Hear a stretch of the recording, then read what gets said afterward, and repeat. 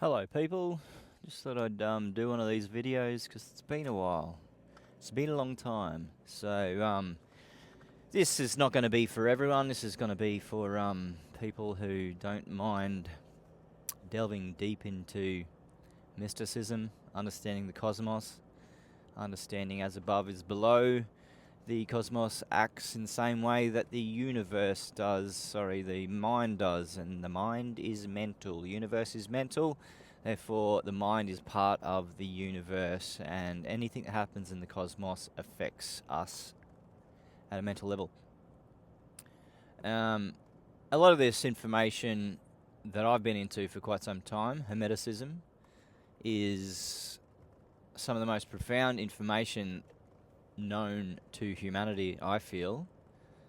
It's not a religion per se. Hermeticism might be classified as a religion, but it's more so a state of understanding our position in this cosmos and explaining the functions of the universe and as above is below, how our mind works the same way. So I want to talk about all these things I'm discovering and embodying, because that is the true essence of action, taking action on knowledge, turning knowledge into wisdom via embodiment. Some of the practical procedures I've been taking is embodying certain knowledge, because I have always been a seeker, wanting answers of everything. I've come to realize that the more I look, the more I find, but the more I realize that there is no definitive black or white answers. It's much more complex and nuanced than that. And that's a fascinating introspective thought, where to lock in any sort of belief system becomes dogmatic, and reading the Bible or any doctrine sources thinking that there's only just one translation is a pretty, let's say, dangerous objective behind that, to mistranslate things, because there's allegory within the Bible, there's allegory within so many facets of life. I mean, there's allegory within the way that nature operates, and if you perceive nature in a way where as above is below, what's happening outside you is happening inside you, you can see the metaphors, and you can see the analogies described in an active sense of how nature operates and how the universe operates. And we can learn so much in this if you sit there in silence, if you just stop the mind from over-analyzing, overthinking, separating the body and the mind, and realizing that we are a complex system that needs some uniting of all the functions and all the cells, and how all the cells, if they're not congruent with a natural flow within the whole temple of the body, it's going to create static and noise and stagnance and dis-ease and all sorts of mental confusion, fogginess, etc. And this is like coming in line with the conversation of manifesting reality, and realizing that, quantum physics is since realized quite some time ago that there's a thing called superposition, which means what you observe is the reality you see, and atoms and molecules react differently upon observation. If they are not observed, any possible outcome is a possibility. And as soon as we put our focus and attention and awareness into one direction, it starts to show up. It's almost like within a game, if you're playing a certain stage, it's not like all the other images and animations are present within that one buffered section of what you're playing, that would require too much memory, that would require too much processing. And I think the universe and how our mind sees the universe works in the same way. Whatever we look at, there is a billion or trillion other things going on at the same time, but where we put our attention to, it starts to become alive in that section where we're actually focusing on. So if we want to manifest something in our life, we've got to know what to focus on for starters, and to be stern in our belief system and do some work on our belief system to change the way the vibration of our actual entire vehicle, the human body, is congruent in unison and actually works as a whole, rather than compartmentalized energetic centers not communicating with each other.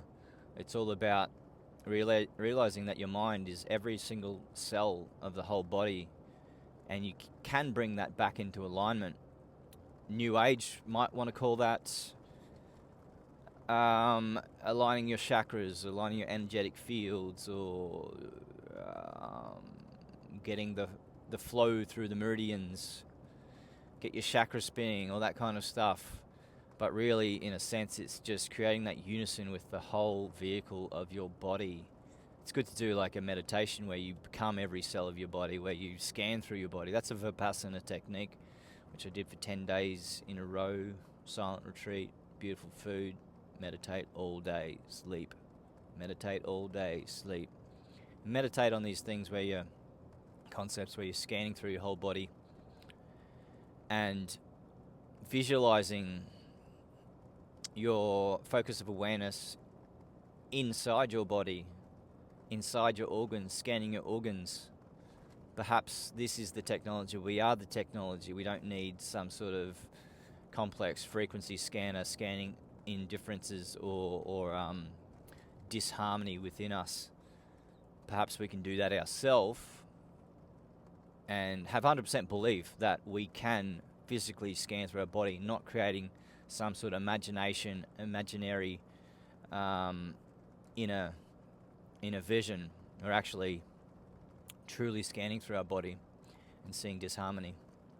And I think creating that silence, that pause in meditation, is essential for creating that unison with your whole body. And you just sort of, I am my whole body. If we could go deeper in that, we could say, I am the whole universe. If the universe is mental, we are just a fractal of the universe experiencing itself. Who's to say we aren't everything that is? We are the air that we breathe. We are the earth that we stand on. And if we start to see our body as a temple, we start to take care of this temple and give offerings to the temple. And then if we realize we are connected to the everything, we start to take care of the everything. We start to take care of our brothers and sisters, not so much siblings, I mean everyone in general, including every sentient being, all animals, all insects, all flora and fauna, the earth we stand on, the ground, Mother Gaia, who is a living, breathing, conscious entity, that we can create a link, create some sort of channel of a stream of consciousness where we can connect to the everything and feel so much love and gratitude for everything alive, and then in the same process having gratitude for every action that everyone else does, and seeing that as a mirror reflection of something within ourselves that we perhaps need to work on. And digression towards the conversation about working on yourself, which may be a concept that people are not familiar with. If you've got up to this far in the video, please like and subscribe. You know what I am referring to. You've done work on yourself. You've realized that you're not perfect. You've realized that you can be the observer of your own actions, and rather than getting angry at yourself, learning forgiveness and learning that any sort of disharmony kind of feelings are there for us to grow, are there for us to take introspective action of thought and see why these things are going, see why we're out of balance, instead of just going, I'm out of balance, I'm a fucking reject, or whatever you want to like negative self-talk towards. It's all about changing your perception of realizing that we make mistakes and life is full of challenges, and it always will be. There is not this place called heaven. Heaven is a place that you can access right now, but that's by lightening the heart, lightening the load of how you think, and how you focus on perhaps the negatives and be angry at yourself or someone else. Like if you're angry at someone else, it's just a reflection of something within yourself that's being triggered. And something that I find really important within a relationship, and I've entered a new relationship, which is the most beautiful relationship I've entered, in such transparency and honesty and integrity to becoming the best version of ourselves, knowing that we are not that typical perfect version of ourselves yet, nor maybe we will never be. It's more so just a direction to be constantly aware of anything that comes up as a trigger, and to be able to openly communicate about that in a sense where we're working towards us rather than having self-doubt if this is the right person. If you're both on the same page with being able to do the work, to be able to go like, okay, well, this is triggering me, to present that with grace, to present that with like a the opposite of anger, that's why I say grace, to be able to talk about that. It's like, okay, I'm being triggered, but I know that there's a gem of or a big chunk of fertilizer for growth within this whole process. And so to take that direction creates that unison. I was talking about unison in the body before, in the body in the temple, where you can create unison in relationships within your life, be it friends, be it relationships, to be like, we're both working together here, and we're both here to help each other, support each other through this difficult, complex reality we live in. And to not be so emotionally reactive, because whenever we go to our emotions, if we go to that place and we allow that thought to be distorted and end up in a place of emotion response, in perhaps somewhat immature emotional response due to our internal programming from a young age, we haven't actually done the work on that. And if we just get angry and justify that anger, you're going to get nowhere. You're not going to have any resolution. You're just going to have stonewalling and perhaps a divorce or breakup, and then you've got so much sadness accompanies with that, and a lot of finger pointing and sadness. You won't see the kids for a while. You may not see them ever again. I see it constantly. I do men's work every week, and there's a lot of sadness of relationships that have failed through reaching that point where it's too late because they haven't done the work. But at least now that they are somewhat, let's just quote unquote, broken, there's nowhere else to go but to reach out for help. And for reaching out for help is that first stage where we can actually start to gain tools from the elders, the more experienced men that have been doing the work for a while, that can see something within you that you perhaps can't see because you've stonewalled your own self, creating that cognitive dissonance within yourself, and you've slipped into emotion, anger, fear, shame, all of these things that are somewhat really hard to get out of once you enter those emotional states. So whereas doing the work requires that awareness that before falling into that victim state, woe is me, oh, she did this to me, always pointing the finger, it's always a reflection of something that's sparked internally. That's just the internal workings has planted that seed for you to actually be introspective, to look at and see if you can actually change. Sorry, I've just pulled into here. I don't actually need to. My body wants a coffee, but my mind says no, so that's good. Don't need another coffee. So then, doing the work is just doing the work on yourself to retrain your trigger points, retrain your awareness, and that only comes with practice. That can come with just being introspective upon meditation. Let's call it an active meditation, where you're actually scanning for faults in the way that you react, and then being able to forgive yourself in the way that you have reacted. I've got really good at that because I've done some silly things in my life, and I've learnt to love and forgive myself, or forgive myself first and then love myself. That's still an ongoing procedure, and it gets easier when you start to forgive yourself. But forgiving yourself is one step, but then the next step past that is what action you're going to take.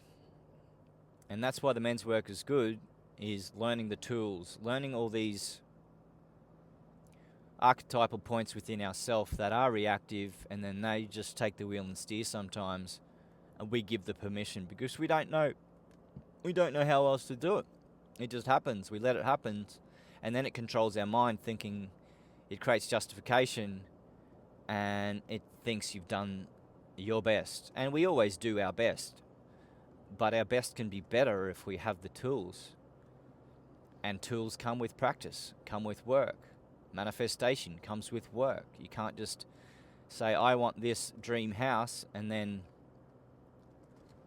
don't take any steps towards that. You've got to raise the vibration and the unison of your complete temple to create that into existence by showing the universe, I am here, I'm doing the work, I deserve this, I'm going to get this.